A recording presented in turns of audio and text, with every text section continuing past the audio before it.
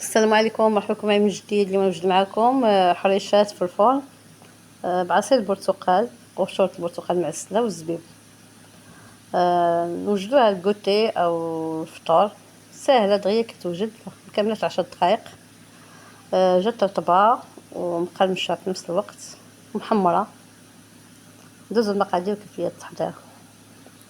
حاجتنا في واحد البول غنوضعو فيه قليل من الملح، سكر سنيدة، ساشي ديال الفاني، وبيضة واحدة. بالنسبة للمقادير نكتبهم لكم في صندوق الوصف. صافي نخلط هاد البيضة مع السكر سنيدة، ونبدا نضيف باقي المقادير. عندنا كاس ديال الزيت الى ربع، غنكتبهم لكم بالغرام وبقياس ديال الكاس.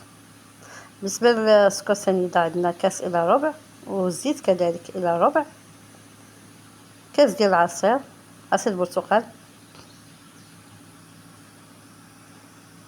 وقليل من الزبيب، وقشور البرتقال المعسله. هادو اختياريه، اللي بغى يضيفهم يضيفهم، اللي ما بغاش يضيفهم يدير قشور البرتقال العاديين.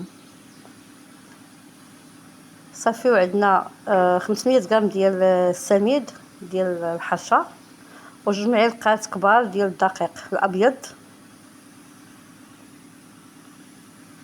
وجوج ساشيات ديال الخماره.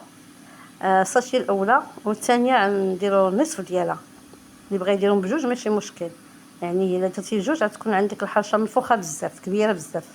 ما بغيتهاش تكبر ليا بزاف، درت خماره ونصف.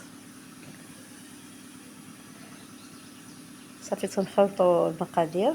كنبداو نضيفوا السميد 500 غرام نيشان. يكون الخليط عندنا ما ناشفش، كي بحال غادي بحال باقي فازك. صافي ونخليوها تتشرب شي دقائق بين ما وجدنا الطاوه والفرن. صافي تنبداو نشكلوها.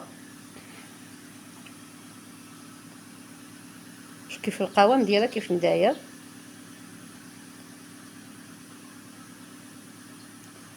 صافي ناخذ الطاوه نقادوها، نوجدو واحد القليل من الزيت باش ندهنو يدينا، والسميد اللي غندوزو فيها صافي كنبداو نشكلوها.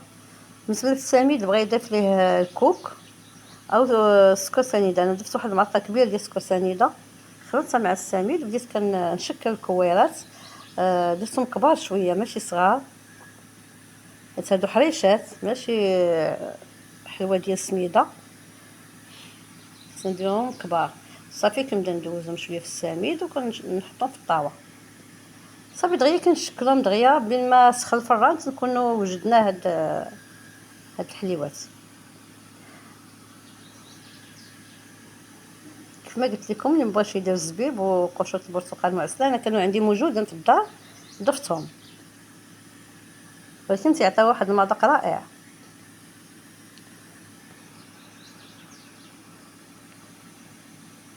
صافي نكمل معكم هذا التشكيل.